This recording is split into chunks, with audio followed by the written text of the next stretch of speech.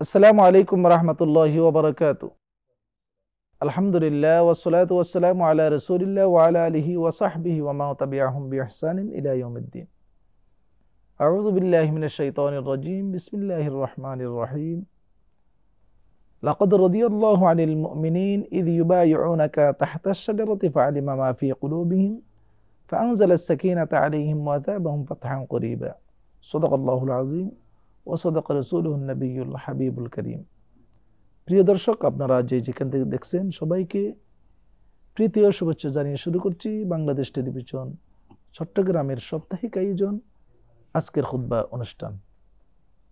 আমাদের আজকের বিষয় ইসলামী দৃষ্টিতে সাহাবায়ে কেরামের গুরুত্ব ও মর্যাদা। এই বিষয়ের উপর আলোচনা করার জন্য আমাদের স্টুডিওতে আমন্ত্রিত অতিথি হয়ে দুজন প্রথিতযশা আলেমে দ্বীন উপস্থিত হয়েছেন। আমার ডানে যাকে দেখতে পাচ্ছেন বিশিষ্ট লেখক ও গবেষক মুফতি মাওলানা জসিমউদ্দিন আবেদী, উপাধ্যক্ষ বিতাগী রহমানিয়া সিনিয়র মাদ্রাসা। আসসালামু আলাইকুম ওয়া রাহমাতুল্লাহি ওয়া বারাকাতুহু। ওয়ালাইকুম আসসালাম ওয়া রাহমাতুল্লাহি ওয়া বারাকাতুহু। আমার ডানে যাকে দেখতে পাচ্ছেন হাফেজ মাওলানা কাজী জুবাইর হুসাইন আল কাদেরী, পেশ ইমাম, ঐতিহ্যবাহী কদম মোবারক শাহী জামে মসজিদ, আন্দরকিল্লা, চট্টগ্রাম। আসসালামু আলাইকুম ওয়া রাহমাতুল্লাহি ওয়া বারাকাতুহু। মহতারাম, আপনারা দুজনকে আমাদের স্টুডিওতে স্বাগত জানাচ্ছি। দর্শক, আসুন আমরা অনুষ্ঠানের শুরুতে পবিত্র কোরআনুল কারীমের তিলাওয়াত শুনে আসি। আউযু বিল্লাহি মিনাশ শাইতানির রাজীম। বিসমিল্লাহির রাহমানির রাহিম। ওয়া মা খালাকাতুল জিন্না ওয়াল ইনসা ইল্লা লিয়া'বুদুন।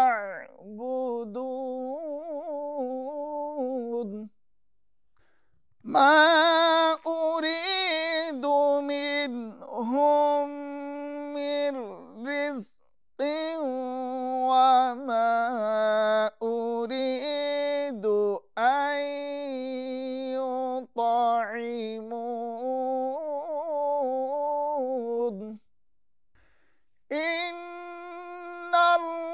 ইন্নাল্লাহা হুয়ার রাজ্জাকু যুল কুওয়াতিল মাতিন।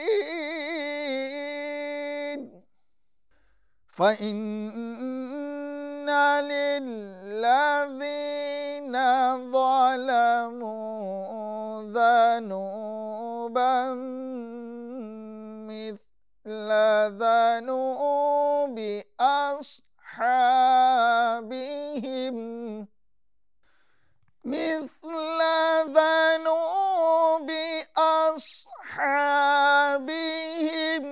ফালা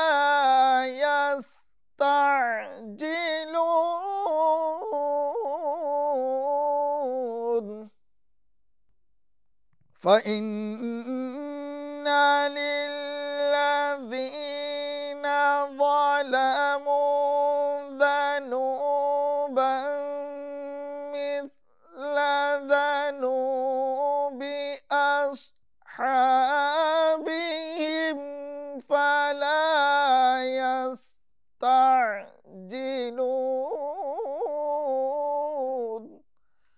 فويل للذين كفروا من يومهم الذي يوعدون.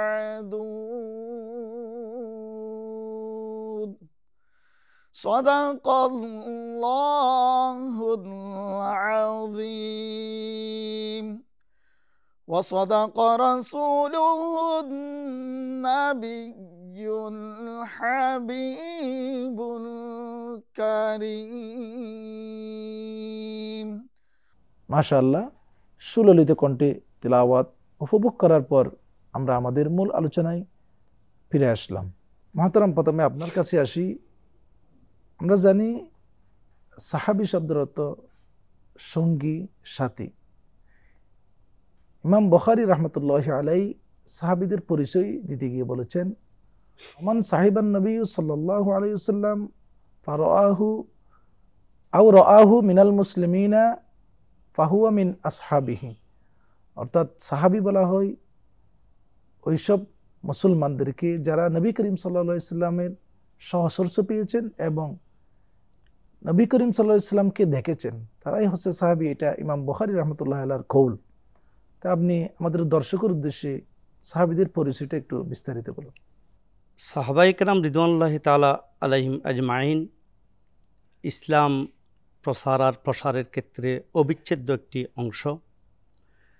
আল্লাহর পেয়ারা রসুল হুজুর করিম সাল্লাল্লাহু তাআলা আলাইহি ওয়াসাল্লামার ওয়াফাতের পর, জাহেরি হায়াত থেকে পর্দা করার পর, যারা দ্বীনে ইসলামকে আরবের ভৌগোলিক সীমারেখা পেরিয়ে বহির্বিশ্বে পর্যন্ত যারা ইসলামকে প্রসার করেছেন, তারাই সাহাবায়ে কেরাম। কিতাবে এসেছে প্রসিদ্ধ মত, যেটা মান সাহিবান নবিয়া সাল্লাল্লাহু তাআলা আলাইহি ওয়াসাল্লামা আও রাহু ওয়ামাতা আলাল ইসলাম। যারা নবী করিম সাল্লাল্লাহু তাআলা আলাইহি ওয়াসাল্লামকে স্বচক্ষে দেখেছেন, ঈমানের চক্ষে দেখেছেন, সাহেবান নবী সাল্লাল্লাহু আলাইহি ওয়াসাল্লাম আও রাহু, হয়তো সুহবত এখতিয়ার করেছেন, সঙ্গী হয়েছেন, অথবা জীবনের ক্ষণিকের জন্য, সামান্য সময়ের জন্য হলেও দেখেছেন ইমানের সাথে, ওয়ামাতা আলাল ইসলাম, এবং ইমান নিয়ে দুনিয়া থেকে পর্দা করেছেন, ওয়াফাত বরণ করেছেন, তারাই হচ্ছেন সাহাবী। সাহাবীদের মধ্যে বিভিন্ন প্রকারভেদ আছে, যেমন মুহাজিরিন, আনসার, আশরায়ে মুবাশশারা, এভাবে আজওয়াজে মুতাহহারাত, এবার এরা সবাই শুহাদা ইকরাম, যারা আল্লাহর পিয়ার রাসূলের জামানায় খুলাফায়ে রাশিদিন, টোটালি সবাইকে মিলে সাহাবায়ে কেরাম বলা হয়। এদের ত্যাগ, তিতিক্ষা, স্যাক্রিফাইস, কোরবানি আমাদের কাছে পর্যন্ত ইসলাম আসার ক্ষেত্রে আল্লাহর পেয়ারা রসুলের পরে যাদের অবদান অনস্বীকার্য, তারা হচ্ছেন সাহাবায়ে কেরাম। চমৎকার বলেছেন সাহাবায়ে কেরামের পরিচয় সম্পর্কে। মুহতারাম, পবিত্র কোরআনুল কারীমের সূরা ফাতহের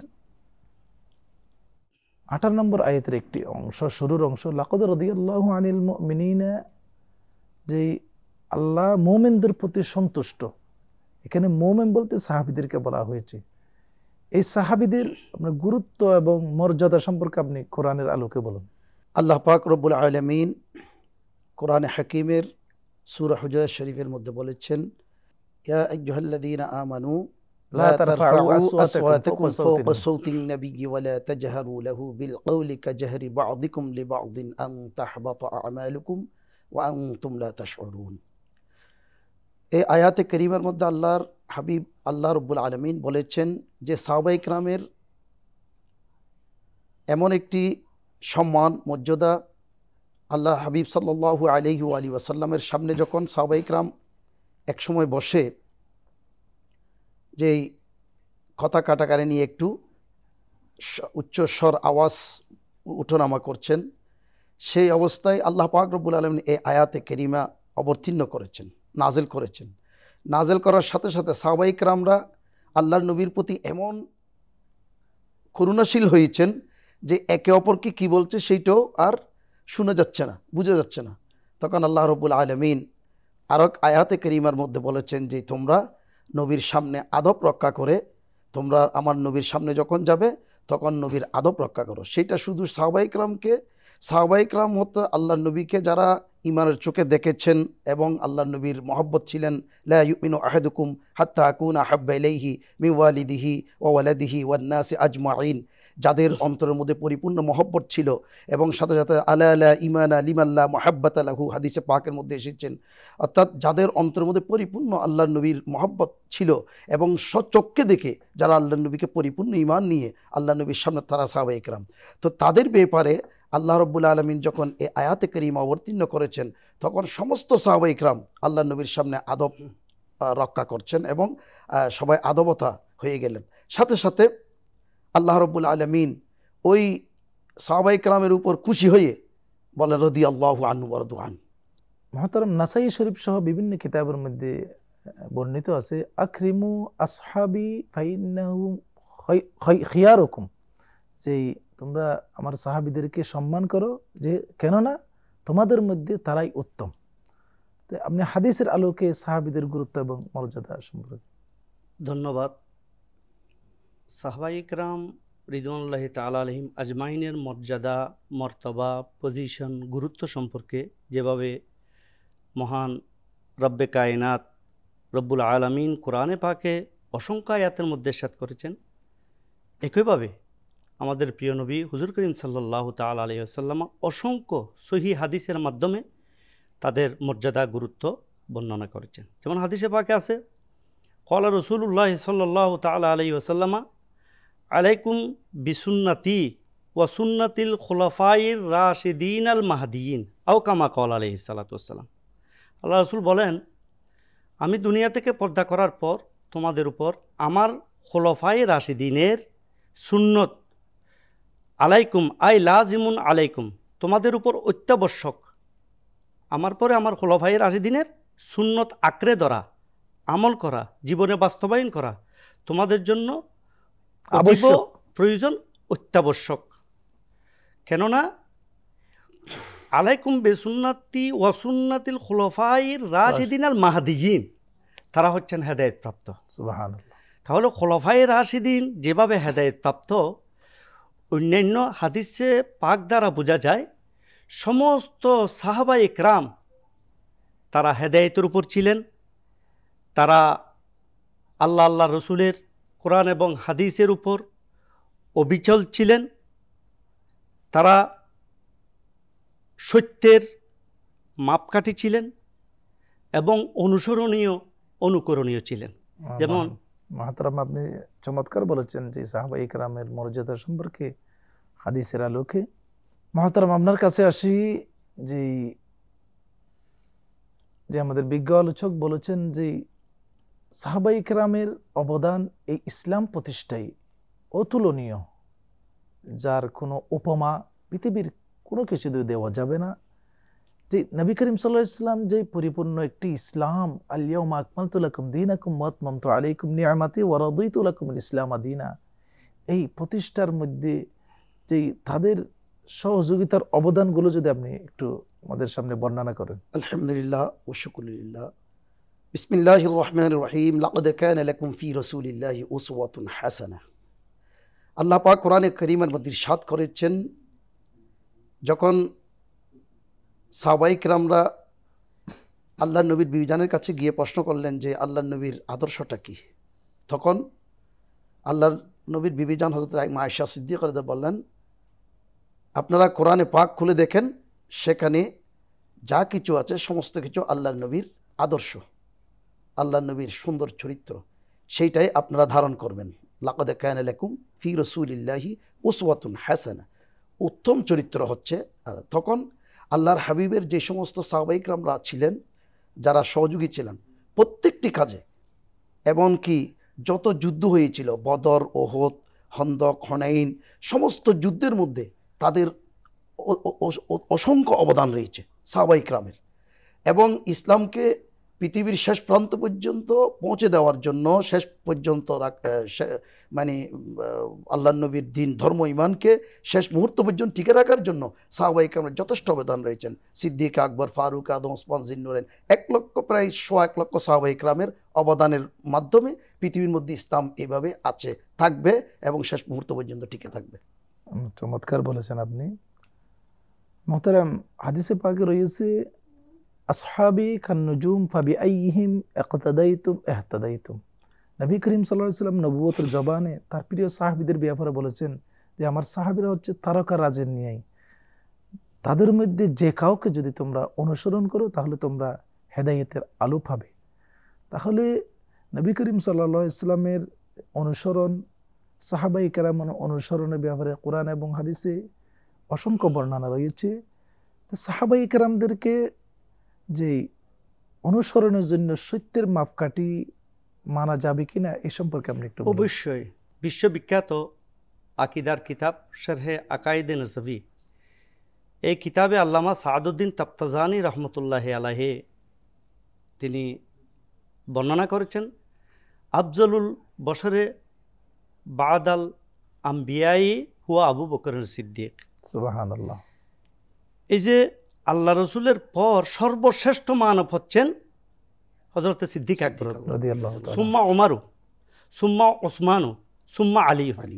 এরপর একটা সিরিয়াল তরতিব, এরপর হযরত উমর বিন খাত্তাব রাদিয়াল্লাহু তাআলা আনহু, ওসমান যুন্নুরাইন রাদিয়াল্লাহু তাআলা আনহু, আলীউল মুর্তদা রাদিয়াল্লাহু, এরা হচ্ছেন খুলাফায়ে রাশিদিন। যদিও বা 4 জনের কথা উল্লেখ আছে, কিন্তু এরপর মর্যাদার অধিকারী কারা, এরপর কারা, এরপর কারা, এভাবে বিভিন্ন কিতাবে এটার ধারাবাহিকতা রয়েছে। খায়রুন নাস কারনি সুম্মাল্লাযিনা ইয়ালুনহুম। আমার প্রিয় রাসূল বলেন সর্বশ্রেষ্ঠ যুগ হচ্ছে আমার যুগ, এরপরের যে যুগ হচ্ছে খায়রুল কুরুনি কারনি সুম্মাল্লাযিনা ইয়ালুনহুম, তাদের যুগ, পরবর্তী যুগ। পরবর্তী মানে কারা? ওই যারা রসুলকে ইমানের চোখে দেখেছেন, অর্থাৎ সাহাবায়ে কেরামের যুগ। এই যুগটা, সাহাবায়ে কেরামের যুগকে আল্লাহ রসুলের যুগের পর আল্লাহ রসুল নুরানি জুবানে এটা শ্রেষ্ঠ যুগ বলে। শুধু তাই নয়, আবার তাদেরকে যারা ইমানের চোখে দেখেছেন, সুম্মাল্লাযিনা ইয়ালুনহুম, দেখেন আল্লাহর পেয়ারা রসুলের মর্যাদার কারণে সাহাবায়ে কেরাম মর্যাদাবান হয়েছেন। আবার সাহাবায়ে কেরামের মর্যাদা, এমন মর্যাদা, এমন উচ্চাসনে তারা আসীন, তাদেরকে যারা ইমানের চোখে দেখেছেন তারাও দাবি তাদের যুগটাও অতি উত্তম। সুবহানাল্লাহ।